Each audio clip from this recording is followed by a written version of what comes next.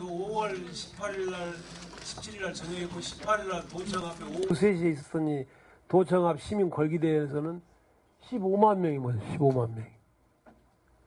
지금 현재 이런 그 대군중이 모인다는 것은 상상을 할 수가 없는 일이에요. 그 당시에 이 사회적인 그 에너지, 그 강한 저항의 힘들이 얼마나 뜨거웠었는가 하는 것을 여러분들이 그 정신적으로 그 느낄 수 있기를 바라는 거예요, 이게. 그것을 느낄 수 있는 사람은 그만큼 그 영혼이 이렇게 그 맑고 깨끗하게 살아있는 사람이고, 그렇지 않은 사람은 그 영혼이 탁한, 그러니까 여러분들 헤겔이라는 사람 있잖아요. 헤겔이라는 사람이 쓴 책 중에 그 정신현상학이라는 책이 있는데, 그 책이 무슨 책이냐면은 이런 거예요. 사람이 막 태어나가지고 막 태어나서부터 이렇게 쭉 커나가면서 어떻게 정신이 나중에 이렇게 그 무슨 추상적인 뭐 이성적인 정신으로 발전해 나가느냐 하는 그 문제를 설명한 거예요. 그 정신현상학이라는 것이. 그래가지고 제일 처음에는 뭐 하여간 제일 처음에 애기가 태어나면 그거는 이 감각적 확실성만 갖는 존재예요. 그러니까 이 의식이나 판단이나 이런 건 없어. 그냥 이렇게 그 감각 뜨겁고 뭐 차갑고 이게 바늘로 쑤셔버리면 아프고 말한다. 이런 감각 능력만 가지고 있거든. 그런데 그러한 그 감각 능력이 이렇게 감각적인 존재로부터 점점 성장해 가지고 그 다음에 이제 자기 의식을 갖게 된다고 생각해요. 자기 의식, 자아의식. 자아의식을 갖는다는 것은 이제 이 말하자면은 자기 자신을 이렇게 이렇게 볼 수 있는 게 자아의식이에요.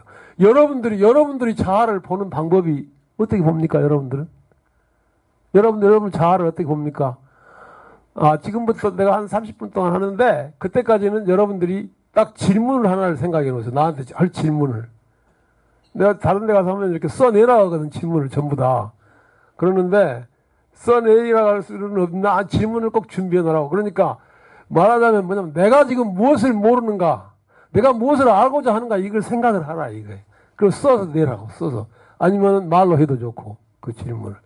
자기 자신을 알 수 있는 것은 뭐냐면은, 어떻게 하느냐 하면, 우리의 자신이라는 것은 이, 여러 가지 층이 있어. 이렇게 눈으로 보면 육체적인 자아가, 이거 자신이에요, 이것도. 그런데 또, 뭐냐면은, 정신적인 자아도 있어. 이거는 우리들의 이 생각하는 능력이. 또 우리들의 이 사회적인 자아도 있어. 이건 뭐냐면은, 이렇게 서로 행동을 주고받으면서 그 상대방을 느끼는. 그러면 우리들의 이 육체적인 자아는 어떻게 확인할 수 있습니까? 어떻게 발견돼? 우리의 육체적인 자아는 여러분들이 거울을 봐. 그러면 여러분들의 얼굴을 여러분들이 볼 수가 있어. 여러분들이 좀 더 자세히 보시면 옷을 싹 벗고 큰 거울 앞에 서면 나는 이렇게 생긴 사람이구나 하는 게 육체적인 자아에 대한 인식의 방법이에요. 말하자면은 자기 자신을 대상화시킬 수 있을 때, 객관적으로 이렇게 대상화시킬 수 있을 때, 그렇게 해서 자아는 발견되고 또 발견되면서 이렇게 형성 발전되는 것이에요. 철학에서 말하는 그 objectification, 이 대상화, 이게 모든 인식의 출발이에요. 모든 인식. 여러분들의 그 정신적인 자아는 어떻게, 그러면 정신현상학이니까 정신적인 자아는 어떻게 발전하느냐? 정신을 대상화시켜야 돼. 정신을 대상화시킨다는 것은 어젯밤에 내가 술 먹고 너무나 개판 쳐버렸던 것에 대한 그 기억을 다시 되돌려 가지고 반성하는 것이 정신적 자아에 이르는 길, 발전시키는 길이에요. 헤겔은 그 정신적인 자아를 발전시키는 그 내면에서의 이 대상화 작업, 이것을 그 정신의 변증법이라고 생각했고, 변증법이라고 했고, 이 변증법적 과정이라는 것은, 진정한 변증법적 과정은 그냥 이렇게 가볍게, 편리하게, 이와 같은 그 반성의 과정이 아니라, 매우 그 진지하고도 치열한. 그래서 그 헤겔 책에서는 뭐라고 하냐면은, 그 자기의 그 내면적인 그 반성 작용을 생사를 건 투쟁이라고 그래요. 생명을 걸고 싸우는 그러한 자세로서 자기 자신을 반성해. 그러니까 내가 어제 바보 같은 짓을 했다면 칼로 팍 주셔보려고 말이야. 이런 정도의 강한 의지를 가지고 반성을 할 때 그 정신이 이렇게 점프, 이렇게 도약해 나가가지고 이 성장하는 것이라 이거예요. 그러한 그 강한 그런 그 결단, 이러한 것들이 정신적인 자아를 형성시키는 것이거든요. 그래서 우리들이 자아는, 사회적인 자아는 이렇게 상대, 여러분들 지금 여기 나 보면은 이 앞에 이분은 별로 뭐 그렇게 기분 좋지 않은 인상으로 나를 보는 것 같은데, 그거는 내 모습이 당신에게 비춰진 것에 대한 그 반응이기 때문에 나의 사회적인 자아거든요. social self, spiritual self. 그러는데 여러 가지 대상화할 수 있는 거, 반성할 수 있는 것이 대단히 중요해요. 여러분들이 그 반성을 잘하려면 여러분들 정신이 맑아야 돼. 그것이 탁하게 되면은 잘 안 비쳐, 잘 안 보여요.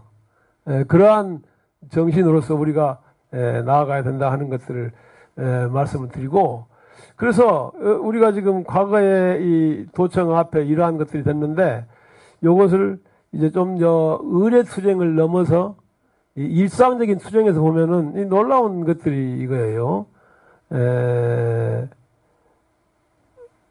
여기 보면은 일반적인 특성이 있고,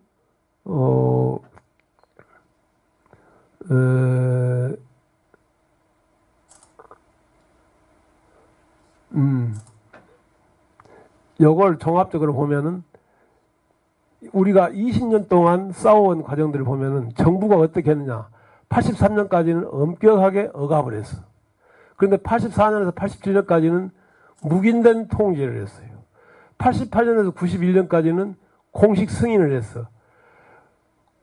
묵인된 통제를 할 때 참여가 굉장히 강화됐고 확장됐고 조직이 이루어졌고, 그래서 이 진상규명과 보상을 요구하는 목소리들이 나타나게 됐고, 88년에 공식 승인을 하고 나서는 그 당시에 우리는 이걸 혁명축제라고 그렇게 이야기를 합니다. Revolutionary Festival이라고, 혁명축제.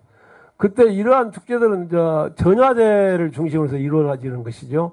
88년부터 91년까지 특히 5월 17일 날 밤에 있었던 그 전야제, 그 다음에 5월 18일 날 오후 4시 이후에 있었던 도청 앞에 있었던 이 국민 걸기대회, 여기 보면은 대규모 집회, 이러한 것들이 그 축제의 한 형태가 되는 것이죠. 이때 이 운동은 구체적으로 말하면 학살자 체포 결사대도 운영했어, 그 당시에 보면.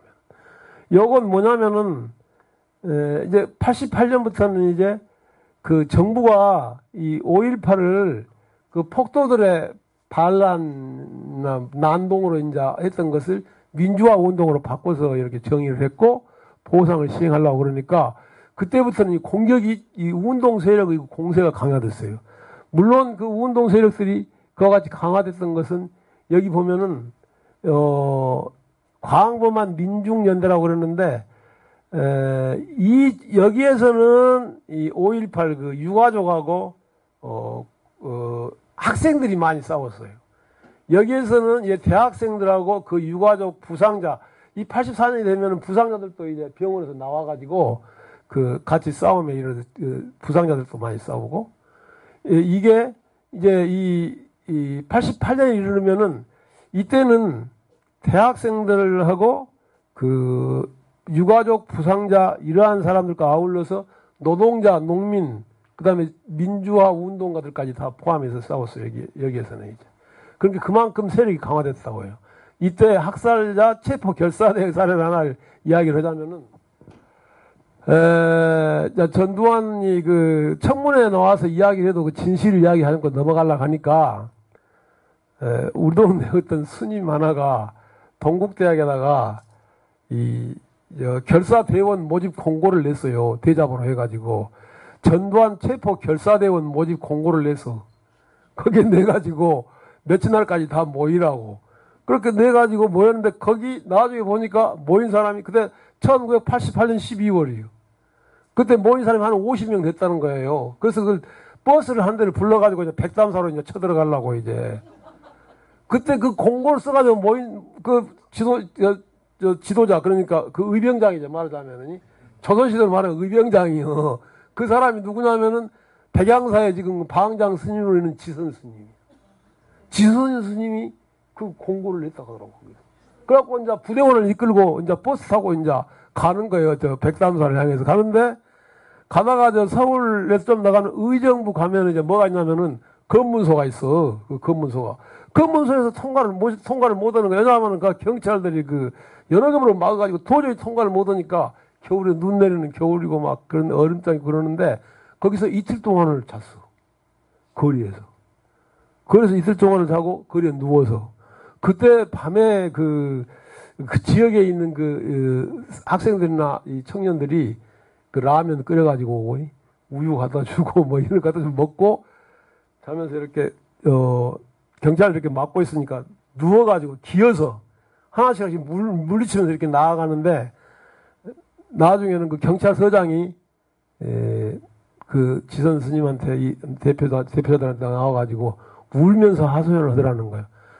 제발 좀 물러가 주십시오. 다른 그 대모대들 오면은 그 좀 이렇게 하다가 가시는데 어찌 이렇게 안 가시나요? 좀 가십시오. 가주십시오. 사정을 해서 이 사람들이 다시 서울로 와가지고 운동장에 다시 모이라고 그래가지고, 야, 우리가 작전을 바꾸자. 이렇게 단체로 버스로 가니까 저항이 심하니까 각계 약진을 하자. 그리고 소집단으로 한 5명, 3명씩 이렇게 모아가지고 다 그룹들로 나눠가지고 개별적으로 버스를 타고 강원도 인제로 모여라 말이야. 그리고 거기서 모여서 와가지고. 거기 모여가지고 거기서 이제 몽둥이 들고 쳐들어가는데, 아이, 그 백담사 들어가는 입구에서는 별 저지가 없었는데 산속으로 들어가니까 전두환이나 노태우가 일종 깡패들 아니에요, 그 아들이? 그러니까 그 하수인들이 나타나가지고 완전히 막 패고 이 쇠 파이프, 쇠 줄 이런 것으로 막 치고 그래가지고 대판 싸움이 붙으니까 경찰이 이제 출동을 해가지고 이 사람들을 다 싣고 이제 경찰차를 뭔 차라 가지고 그것을 경찰차 그 망쳐진 거 그거 싣고 이제 인제 경찰서로 간 거예요. 그래갖고 인제 경찰서 다 모아보니 그 겨울에 이 사람은 추우니까 말이야. 그 밤을 그런데 지금 이렇게 몸을 서로 이렇게 비벼가지고 젖은 옷을 이렇게 데우면서 밤을 새웠다고 그랬어요. 그리고 거기서 한 이틀 동안 있다가 거기에서도 이 사람들도 그냥 좀 아쉬웠던 모양이죠. 인제 경찰서 현판을 띄워가지고 이제 버스에다 싣고 이제 가는. 그러니까 이제 경찰서장이 와가지고 이제 저 간판 좀 주라고 말이야. 그래가지고 교환했다는 거예요. 이제 자기들 필요한 거다고 교환하고 이제 다시 동국대학으로 와가지고 거기에서 야, 우리가 이대로 헤어질 수 없단 말이야. 해산할 수 없다. 그래가지고 그때 전두환이가 있던 절 이름이 뭐지요? 백담사 주지한테 통보를 한 거예요. 야, 우리가 이렇게 해서 가서 좀 그러려고 그러는데 그 불량배들이 많아가지고 가서 못 만났단 말이야. 당신한테 내가 해명을 드려야 되겠는데 나와란 말이야. 그래가지고 백담사 주지가 통국대로 나와가지고 그래서 서로 이렇게 설명을 하고 그런 기회를 가졌다고. 이게 학살자 체포 결사대의 한 사례라고 이게. 체포 결사대가 이거만 있었던 게 아니라 그때 뭡니까 전대협 한총련 체포 결사대들은 연희동에 가가지고 막 개판 쳐불고 뭐 그랬었는데 그런 선수들이 지금 보니까 시청 직원으로 취직해가지고 내가 알지. 내가 거기 보면은 그러고 나한테 그러더라고. 제가 그 당시에 연세대학교 후문에서 지휘를 한 지휘자입니다. 뭐 그러고 막 이런 이야기를 하더라고요. 그게 이 체포 결사대예요. 그렇게 해가지고 이제 하면서 이 특별법 제정 운동을 계속했어요. 특별법 제정 운동을 했는데 이 특별법이 정말 이게 내가 이 항쟁 역사 운동사를 쓰면서는 이 특별법 제정 운동을 6월 항쟁보다 더 비중 있게 다뤄야 된다고 생각을 해. 특별법 제정 운동하고 1987년 6월 항쟁하고 한국에 1948년에 이어서 46년에 대구 10월 1일 대구에 인민항쟁이 있었고 48년 제주에 4.3 항쟁이 있었고 1979년 부산에서 부마 항쟁이 있었고, 80년 광주 항쟁이 있었고, 87년에 6월 항쟁이 있었고, 그 다음에 94년 5년에 91년에 강경대 그 5월 투쟁이 있었고, 94년 5월에 그 5.18 특별법 제정 운동이 있었는데, 이거 이제 항쟁이 한 6, 7개의 근대 한 50년 동안 있었는데, 이 중에서 성공한 항쟁이 어떤 항쟁이면 6월 항쟁하고 그 특별법 제정 운동이에요. 그 당시에. 6월 항쟁에서는 전두환이 몰아내고 헌법 개정해가지고 직선제 했으니까 부분적으로 성공했다고 볼 수 있어. 특별법 제정 운동을 해가지고 특별법을 제정해가지고는 대통령 2명 그 전두환 노태우를 학사자로 해가지고 반란죄 수괴자로 해서 그 처벌을 하고, 그 당시 이 폭도로 되어 있던 사람이 민주화 유공자가 되고, 그날이 국가기념일이 되고 여러 기념시설들이 지금도 이루어지고 전 세계적으로 세계 문화유산으로까지 평가를 받고, 그렇기 때문에 성공한 혁명이에요. 5.18 이 5월 운동도. 그런데 이 당시에 그럼 특별법 제정 운동이 이것도 뭐 그대로 어떠냐, 이렇게 우리가 이렇게 이야기하지만 쉽게 된 거예요. 그때 특별법 제정 운동을 하는데, 특별법을 만들 때 무슨 비자금 사건이 있었잖아요. 그 노태우 비자금 사건 2,800억인가. 그리고 전두환이도 뭐 2,500억인가 비자금 사건 폭로해가지고 그때 김영삼 대통령 때 이렇게 그 특별법을 제정하라고 지시를 해서 제정했는데, 문제는 특별법을 제정하고 나서 이제 재판을 했냐, 그 법에 따라서. 그럼 거기서 이제 전두환, 노태우, 미아 열 몇 명이 이제 그 국가 반란, 내란죄로 고소되고 재판을 하는데, 오늘 연락이 왔다고 하고, 내가 그때 이제 나도 이제 그 학교에 있으니까 학교로 연락이 와가지고, 그때 그 서울에서 5.18 재판에 그 재판장이 누구였냐면은 김영일 그 부장판사였고, 그때 그 주임 검사가 누구냐면 김상희라고 그 나중에 법무부 차관인가 했던 그 친구가 검사였는데, 그 검사한테서 연락이 온 거예요. 도저히 재판을 못 하겠다고. 전두환, 노태우가 한 열 몇 명이 피고인들이 이렇게 해가지고 단죄를 해야 되는데, 이 아들이 너무나 거센 애들이기 때문에, 전두환이 이렇게 딱 법정에 죄수복 입었지만 들어오면서, 당당하게 들어오고, 노태우는 또 뒤에서 웃으면서 손 흔들고 들어오고 막. 그 밑에 이제 그 방청석이 꼭 요 정도나 된다고 내가 갔었거든요. 거기 방청석에를. 이 정도에 80명, 160명이 되는데 80명을 외부 방청석한테 그때 이렇게 배당을 했어요. 그런데 어느 날 그러더라고. 그 선배 교수가, 김상희 검사가 도저히 이 재판정 분위기가 재판을 더 이상 진행할 수가 없으니까 광주에서 와서 좀 도와주지 않으면 할 수가 없겠다. 그래서 우리가 그러면 방청단을 모집해서 해가지고 공모를 해서 방청해. 그러니까 공모를 했더니 우리도 한 버스 한 대 정도 되더라고요. 그래서 그때 재판이 화요일하고 거의 목요일인가 있어가지고 화요일 재판에 방청을 하려고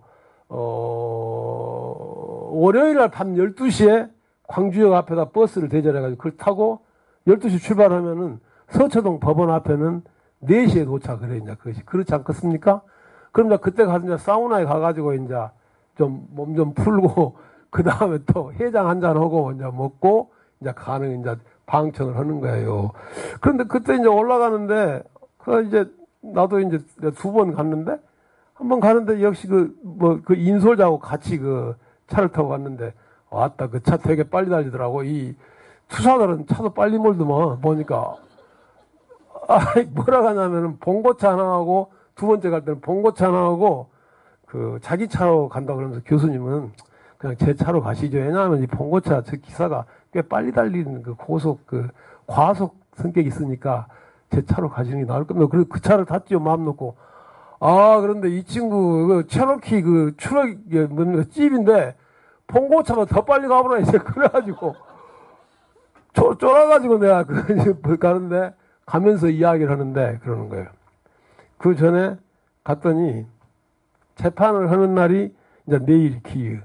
그러니까 오늘 저녁에 이제 인솔 책임자로 먼저 하루 전에 와가지고 그 재판장 앞에 그 서초동 법원 앞에서 이 입장 준비를 하려고 거기로 오니까 벌써 몇십 명이 이렇게 쫙 줄을 서 있더래요. 아주 건장한 이 체구들로 해가지고, 그 주먹패들이.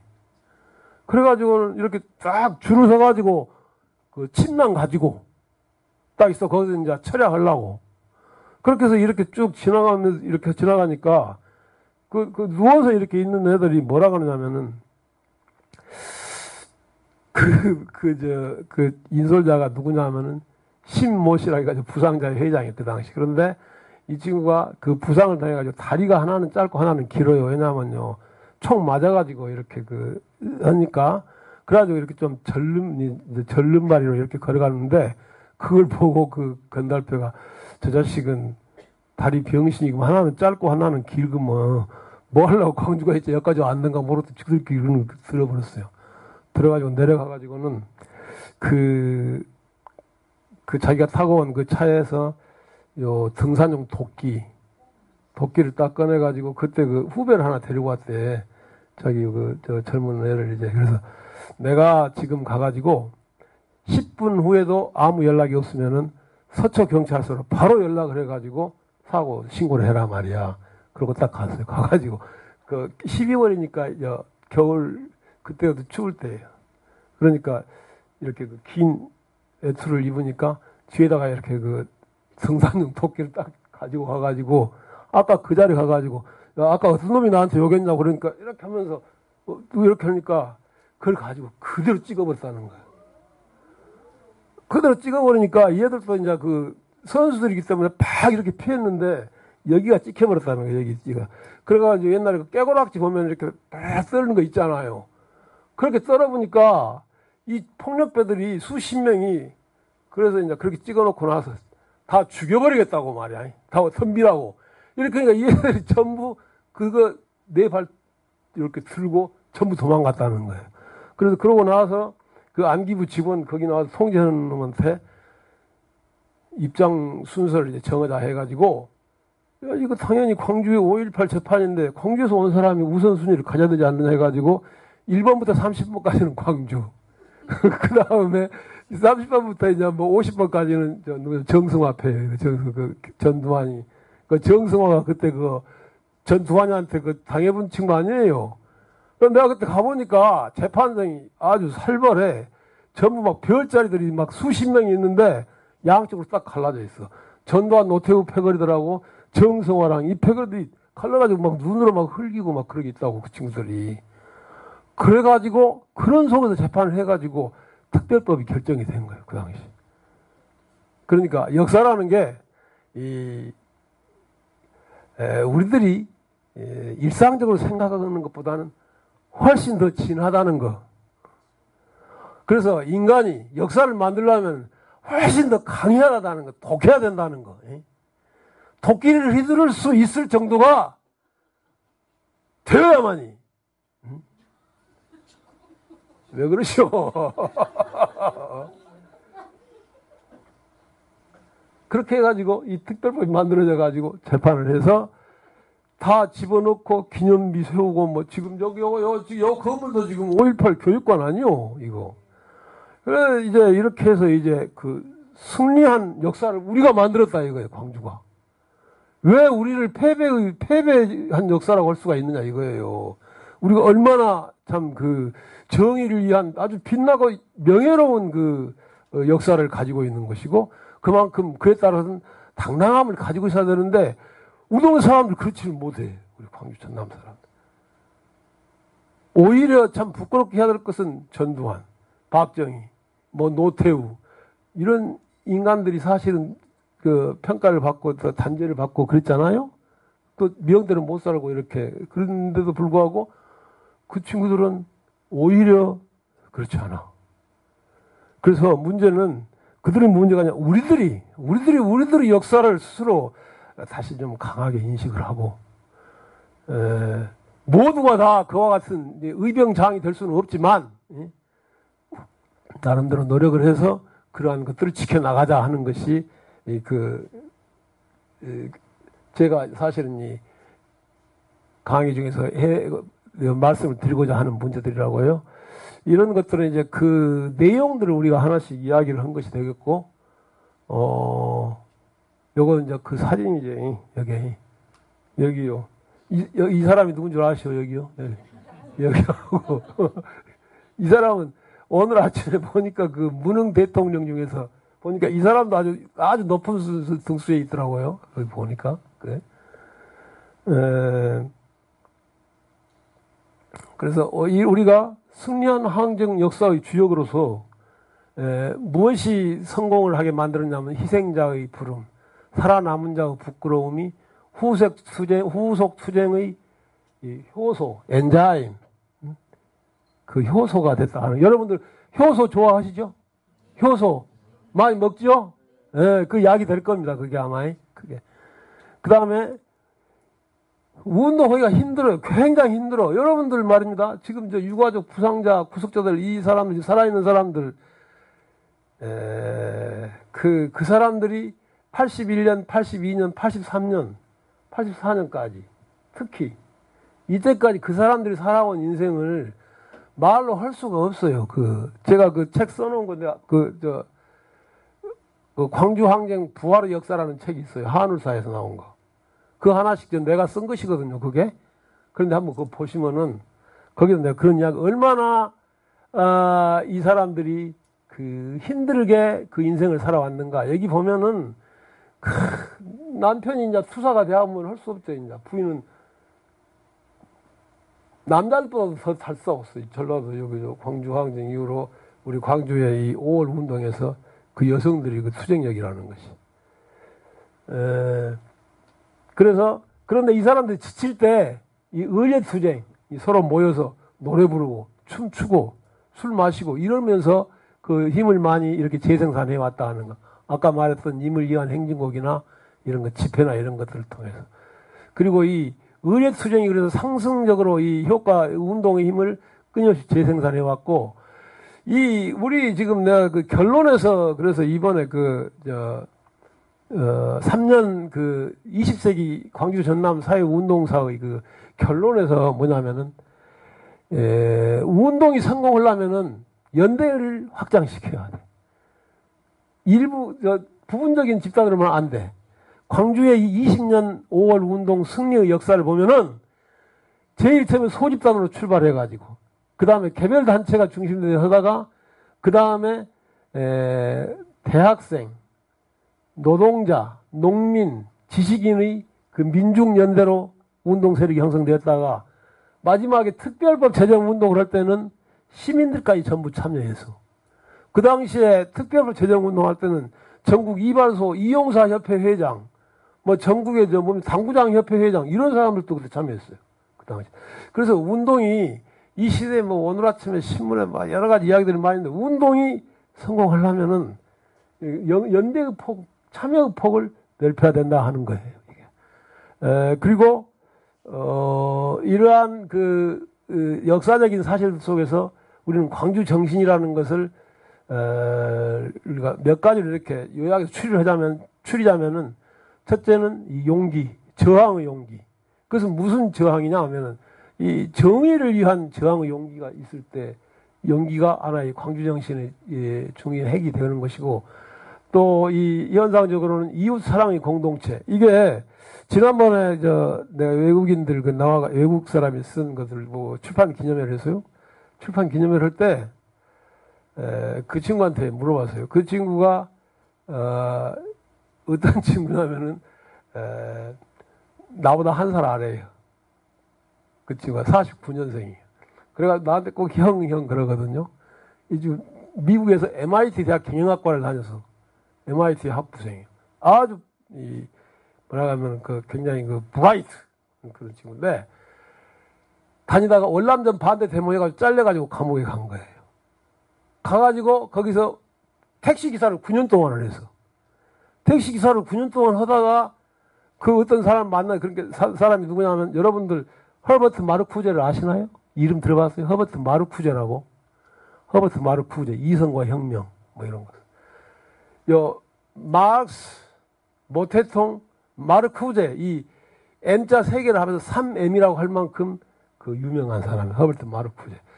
그 사람이 LA에서 그 사회학 교수를 하니까 택시기사들이 그 면접을 하다가 그 면접자로 이렇게 와가지고 보면서 뭐라 그러냐면은 그 우리 조지를 보면서 이야기를 그러더래요. 그 면접으로 와서 청년은 그 택시를 운전하는 것보다 글을 쓰는 게 더 나을 것 같다고. 그래가지고 대학원을 갔어요, 이 사람. 대학원을 가가지고 대학원에 가서 이제 공부를 하고 박사가 되고 독일로 가가지고 그런데 그러면서도 블랙팬더 미국의 그 진보 정당 거기 운동도 하고 거기서 아랍으로 가가지고 여러분들 PLO라고 있죠? PLO 그 뭡니까 그게? 팔레스타인 그 뭡니까 요르단인가 뭐 거기 해방 기구 아닙니까? 거기 단원으로 들어가서 그리고 AK 소총 가지고 거기 독립운동을 하다가 그 아랍 아가씨를 만나가지고 결혼을 했어. 그리고 둘이 다시 미국으로 와가지고 미국 와서 이제 대학 교수하고 있다가 이제 광주 5.18로 와가지고 이제 형을 만나게 되어서 지금 이번에 명예 광주 시민이 돼가지고 명예 시민이 돼가지고 내년에 또 오라고 와가지고 광주 아가씨를 또 그 이혼한 후로 부인으로 맞이해가지고 광주에 내가 아는 사람들이 하지 말라고 그 결혼하지 말라고 말렸는데도 끝까지 이기고 결혼을 하더라고. 우리가 그 말린 친구들 보면 나름대로 이유가 있어. 특별한 이유가 있어. 그 간절한. 그러고 하지 말라겠는데 끝까지 이기고 하더니 너무나 사랑을 해. 그런데 갑자기 그 여자가 죽어버렸어. 전남대학 나온 여자인데. 죽어가지고 이제 내가 그 결혼식장은 내가 갖고 연결식장은 내가 그랬는데 이 사람이 그와 같이 치열한 그 용기가 있어. 총 들고 싸워버리는 거예요. 그래갖고 여기 광주에서 와가지고 너 언제 한번 저녁 술판이 벌어졌어. 서울에 민주화운동 기념사업에 뭐 회장도 오고 뭐 이런 운동가들이 왔는데 그때 그 같이 참석했던 사람 한 남자가 여자한테 뭐라고 욕을 하면서 이렇게 폭력을 행사하려고 하니까 세 번을 이렇게 해가지고 그 맥주병을 잡아가지고 쳐보려고 그래갖고 말리고 그랬다니까. 그래? 그러는데 그 사람은 그 책을 이번에 냈는데 내가 그 사람한테 내가 물어보라고 누구한테 와서 물어보라고 질문해라 말이야. 그럼 무슨 질문을 할 거냐고 그러더라고. 그래서 아이씨 그 사람이 이 전 세계 항쟁에 대한 최고의 전문가예요 현재. 전 세계 어느 사회학자도 그만큼 넓은 이 필드 워크, 그 케이스 스터디, 사례 연구를 한 사람이 없어. 그 사람은 68년에 그 유럽, 여기 일본 적군파까지, 미국, 이런데 항쟁을 다 조사를 했고, 80년 이후로 와가지고는, 우리 코리아에 있는 이 광주 항쟁뿐만 아니라, 방콕, 필리핀의 80년 인밀항쟁, 88년 버마의 민주화 운동, 92년 방콕의 또 5월 항쟁, 또 인도네시아 97년, 89년 북경 천안문 사건, 이거 전부 조사했거든. 그래서 내가 그런 항쟁들하고 광주 항쟁하고 차이가 뭐냐를 물어봐라 그랬더니 딱 물어보니까 뭐라 하느냐 하면은 그 답이 자기가 전 세계의 모든 항쟁들을 이렇게 다 조사를 했는데 뭐냐면은 광주 항쟁만큼 시민이 전체적으로 참여해가지고 서로 이렇게 갈등 안 하고 강력한 공동체를 형성한 사례가 없더라, 이것이. 이 사람이, 맞아. 이게 내 동생이거든, 여기가. 그 광주 항쟁이 가는 특징이 그것이더라, 이것이. 그리고 우리들의 공동체는 지금은 우리들이 막 싸우고 막 그러잖아요. 그래서 내가 지금 먼저 또 뭐라고 한번 하려고 그러는데, 광주는 어떤 그 국면이 되면은 그와 같이 그 누구도 흉내낼 수 없는 강한 공동체의 그 영혼이 깃들어 있다. 이것이. 우리들의 영혼에 그것이 있다고. 그걸 우리가 믿자고. 그래가지고 나중에 필요할 때 그런 정신을 실천하자고. 그렇게 해서 광주 정신을 계속 빛내자고 말이에요. 이게 광주 정신이다 하는 거예요. 그래서 이런 정신들을 우리가 자산으로 삼아서 이제는 우리 지난 세월 한국의 역사가 마한 이전에 BC 300년 전부터 이렇게 쭉 내려온 2000년, 3000년의 역사에서 전라도가 그동안에 참 굉장히 거의 아프고 힘든 세월을 역사를 가지고 있어 왔지만은 적어도 20세기 100년의 역사에서는 우리 전라도가 한국의 역사, 더 나아가서는 아시아 이 민주주의와 정의를 지키는 역사에서는 가장 선도적인 그런 그 공로자이다 말이야. 빛나는 역사의 주역이다. 우리가 그 주인으로서 스스로 그 주인임을 자각하고 거기서 자긍심을 가지고 앞으로 그런 인식에서 세상을 살아나가자 이것이지. 어떻습니까? 오케이. 그러면 이것을 끝. 지금부터 나한테 질문을 하라고 해요. 질문. 그게 돼. 질문을 잘해야 돼. 투사가 되려면 질문을 잘해야 돼. 역사를 만들려면 질문을 잘해야 된다. 이것이 역사를 만들려면. 이제 또 안 하면 시켜버려.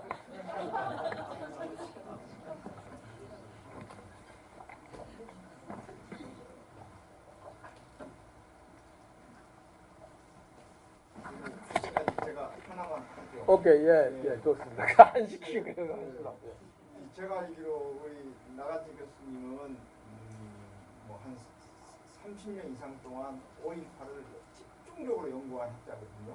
특별히 5.18 연구를 집중적으로 하시게 된 배경이나. 그러니까 살아보니까 계획된 것은 아니었습니다, 사실은. 그런데 하다 보니까 그렇게 되는 것으로 생각합니다. 여러분들 이 삶이라는 거, 인생이라는 게 굉장히 의외의 요소가 많이 있어요. 그래서 그러한 그 순간들 속에서 이렇게 삶은 쌓아져 나가는 것이 아닌가 하는 생각을 해요. 그때 중요한 게 뭐냐면 어떤 사람을 만나느냐 이게 중요하더만. 누구를 어떤 사람을 만나느냐. 그래서 쓸만한 사람을 만나게 되면은 그 길로 잘 나아가서 성공을 좀 이루는 것이 있게 되고 그걸 잘 지켜나가는 것이 중요하다고 생각하고 저는 사실은 5.18 연구를 나 그전에 대학 교수 하면서 공부 안 하려고 작심을 한 사람이에요. 난 딱 1년에 논문 한 편씩 의무 논문 한 편씩 쓰고 말아보려고 했거든. 그런데 이 친구가 그 신좌파의 상상력이라는 책을 썼는데 한국 사람이 번역을 해서 영어로 쓴 거죠. 그리고 출판을 해서 그게 베스트셀러가 된 한국에서. 그러니까 출판에서 초청을 했어. 1999년, 2000년 초에 99년. 그래가지고 서울 나가지고 80년 5.18 이야기를 듣고 광주를 왔는데 그때 제가 그 5.18 연구 소장을 했어요. 그래갖고 나를 만나게 됐어요. 그럼 그 다음부터는 자기가 5.18이 진짜 좋은 항쟁이라고. 그런데 이 항쟁이 전 세계 어느 항쟁보다도 더 지 이론에 딱 맞는 항쟁이에요. 그 이로스 이펙트라고 이 사랑의 열정을 가지고 운동도 사랑이다. 운동도 사랑이다 이거예요. 운동. 그 에릭 프롬. 그래서 이 친구는 그런데 영어밖에 몰라. 그런데 자기가 연구를 하겠다고 그럼 좋다. 이건 내가 그 5.18 연구소에서 이 비지팅 스칼라에 방문 학교를 초청을 해가지고 1년 동안 와서 있도록 해가지고 내 연구를 쓰라고 줬어. 왜냐하면 나는 소장을 시켰어. 거기서 연구를 하는데 내가 안 가면 연구를 할 수가 없어. 왜냐하면 영어만 하고 한국만 모르니까. 그래서 제가 이제 그 친구 데리고 가가지고 그 이제 인터뷰 주로 이제 이렇게 면접하고 그러는데 친구를 다른 사람들 면접 인터뷰도 안 해. 제일 우선하는 건 뭐냐면 그때 총을 든 사람들. 이게 진짜 그 5.18의 정수는 그 사람들이다 하는 거예요. 그럼 그 사람들 인터뷰를 하는데 이 모르니까 내가 이제 질문하면 내가 또 통역해주고 또 그 집을 다 보면 또 내가 해주고 이제 그러니까 나도 이제 어쩔 수 없이 공부를 해야만 하게 되는 이제 그런 상황이 돼가지고 그런데 이 친구는 확실히 이렇게 질문을 해서 영어로 이렇게 내가 통역을 해주고 그러면은 그걸 이렇게 쓰면은 우리들은 이렇게 쓰면은 그 요점만 쓰고 단어만 쓰잖아요. 근데 얘는 영어로 하는데 이렇게 문장을 바로바로 막 쓰더만. 그러니까 아주 그 독특한 그 탤런트가 있어. 예를 들면 내가 같이 이제 하노이에 있는 국제학술회의를 같이 갔는데 하노이를 이렇게 공항에 밤에 도착을 했어. 그래가지고 우리 호텔 예약된 호텔로 가려고 그러는데 저 딱 내려가지고 바로 이렇게 지도를 하나 사더라고. 지도를 사더니 우리 호텔을 딱 표시를 해요. 거기 이제 이 호텔이기도 하고 그러는데 그리고 이제 택시를 탔어 공항에. 택시를 타가지고 택시가 밤에 가는데 택시한테 딱 해가지고 거리 가지 말고 이리 가라고. 또 이래갖고 요리 가라고. 독서법에 도사도 뭐 내가 보니까. 그 바가지 안 쓰려고 그걸 알아가지고 요리가 하라고. 그래서 내가 어떻게 그렇게 빨리 그렇게 있냐 그랬더니 자기는 그 초등학교 다닐 때부터 아버지가 군인이었는데 니는 참 지도를 잘 본다 하는 그 칭찬을 들은 적이 있다고 그렇게 하더라고요. 그래서 그 친구를 만나가지고 같이 그렇게 내가 공부하려고 하면 막 어디 국제학술회의에 내 논문 발표할 제목 써가지고 자기가 보내가지고 나중에 나한테 그거 쓰라고 지가 써주기도 하고 뭐 그러고 뭐 그 논문 써야 되고 뭐 이렇게 했는데 지금은 나도 국내 인류의 저술가가 됐어.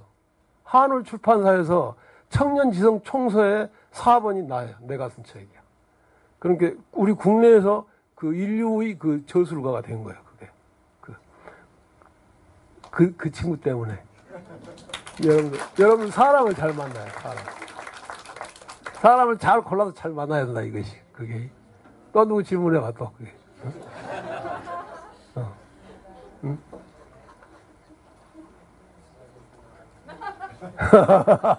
오케이 그러면 오케이. 예, 여러분들 잊지 마시고 때로 생각하면서 우리가 이 동네를 한번 잘 만들어 가보자고. 새로운 깃발, 정의의 깃발을 세워서 우리가 21세기 의병이 되자고. 오케이, 감사합니다. 네.